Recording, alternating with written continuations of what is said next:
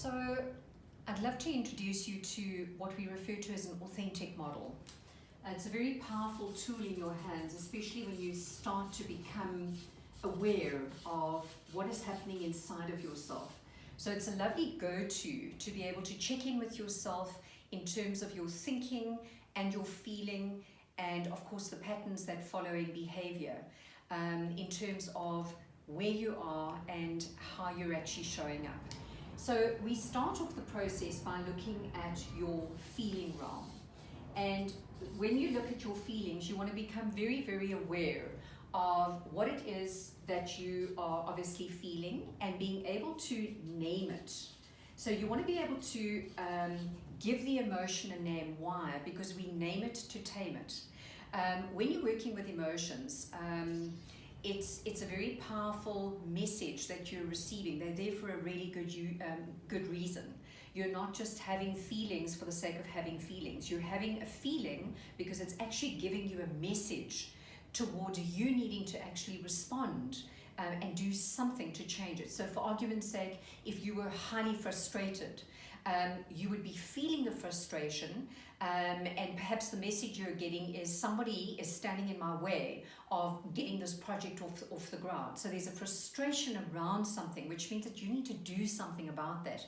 Otherwise, the emotion is simply going to intensify, compound, and actually sometimes push you into reactive cycles.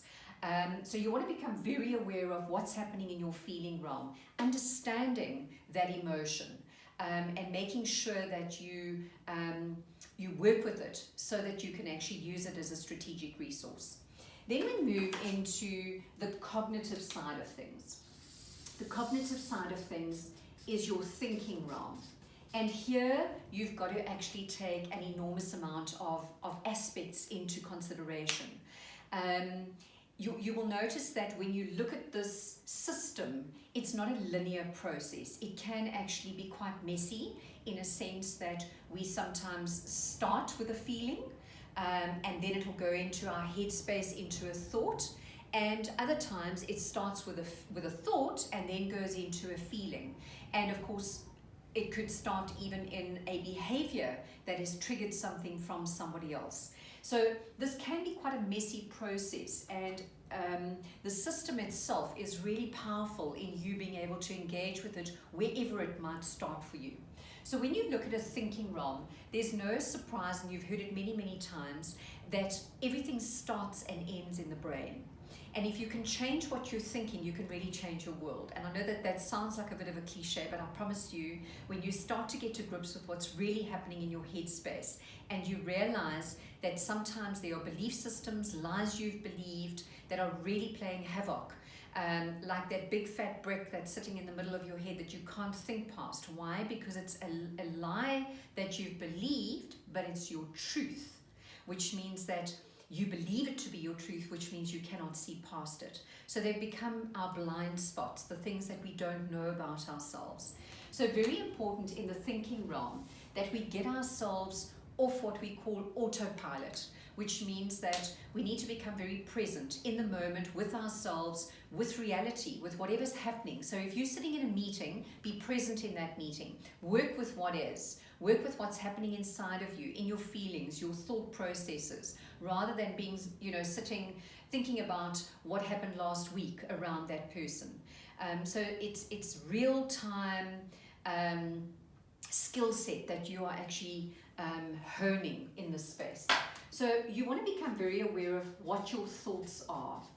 And there you want to also become mindful of whether they're negative. So when you're working with something, do you automatically go to the negative, to the pessimistic side of things? Do you see the worst possible outcome rather than actually looking at the possibilities of something great? You want to be very, very aware around negativity, because that actually starts to stretch into attitudinal spaces, and that will show up everywhere because it starts to pervade our world. So thinking, you also want to become very aware of assumptions.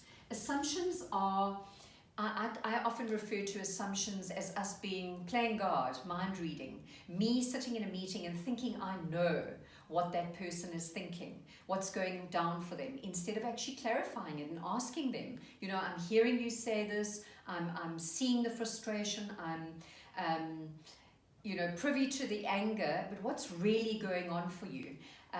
Because assumptions is a powerful word as well, and the word itself actually gives us quite a lot. It makes an ass out of you and me if we just assume that we know what's going on without gaining clarity. So be very, very aware of your assumptions around others, but then also assumptions about yourself. What's going on in your head around yourself? You know, we're sitting with two voices inside of us at all times. And the one is that voice that keeps telling us we're not good enough, strong enough, brave enough, courageous enough, intelligent enough, beautiful enough, whatever it is enough. And then we've got those desires of our heart, that wisdom within that really speaks, that says, you can do this. You've got this covered. You've done this before. You've got the experience. You've got the skill set, the maturity. Go for it. And the big question there is, which one are you going to give airtime to? Which one are you going to receive and work with? Very, very important. Then you also want to work with perceptions, you know. And perceptions is, I love to describe it as your mountain and my mountain. And that is because we have different perspectives on life. We've had different experiences, upbringing, values, cultures, diversity, all sorts of things that have spoken into our journeys and how we show up in the now. And of course, that's our perspective on something, our perception. And of course, if I'm giving you my perspective on something, it's my truth. It doesn't necessarily need to be the truth. And that's often the mistake that we make. We come down on people saying, this is the way it is, rather than being open and saying, well, my opinion on this subject is X. And what do you think about? And one can actually communicate around that.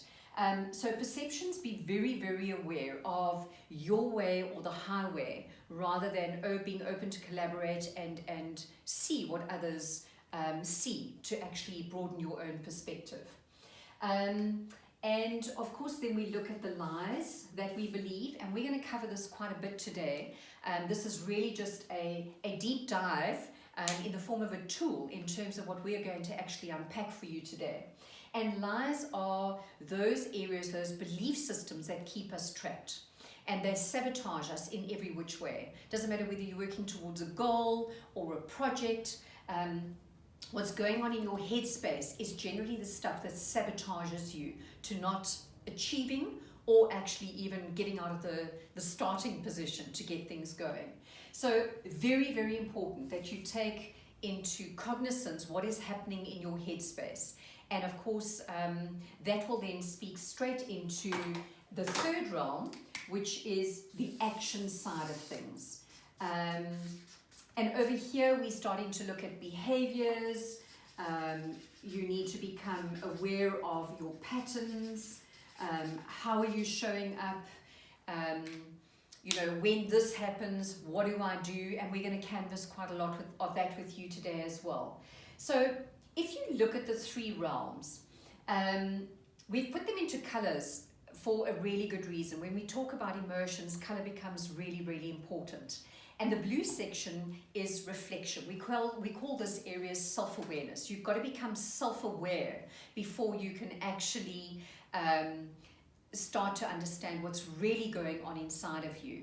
And of course, you can't manage anything until you become aware. So this is always the starting block for us. And of course, part of this feeling realm is also looking at your patterns in terms of knowing yourself really well. So if we look at how do we want these three to work together, we said that with stimuli coming in, you can actually work with any which one of them.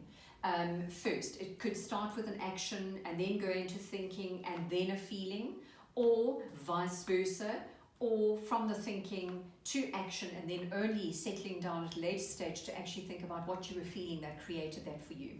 So these three areas are vitally important to be brought together, and herein lies our integrity, which of course starts lining up with us being authentic, being true to ourselves, knowing what's going on, understanding what the behaviors are and the triggers that are taking us there. So integrity has got everything to do with alignment. It's about you being in alignment with yourself, looking after yourself, knowing where it is that you want to go, and definitely getting yourself off autopilot so that you can be present enough to actually not be reactive. So what we often find is there's always a growth area. You don't always have all of these aspects in place at all times. I don't think anybody does. That would be a perfect world, and truly we are imperfect in many, many ways. So if you look at some of the three areas, often on in a work situation, we will find people that spend a lot of time on the spectrum. The think, do. They're very task orientated, and they just tick the boxes. They just get the job done. They're on a mission. And there's nothing wrong with that, but they're not bringing their best self into their decision making or their influence ability, because they're leaving out a vital aspect of feelings. Then we've got those that do a lot of thinking and feeling, and this is the overthinking, going into the procrastination, and very little action. So there's a lot of talking, lots of meetings going on, but not really anything happening on the ground in terms of moving projects forward.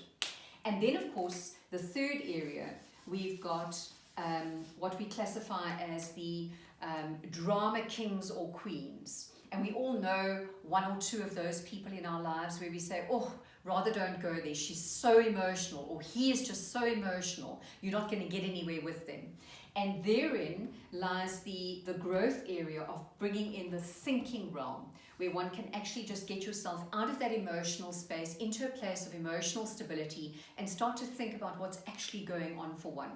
So, as you can probably agree with me, not one of those areas that we function in are actually useful for us unless we're bringing all three parts of ourselves together: the thinking, the feeling, and the behavioral realm. And everything that's happening in our headspace is actually determining that.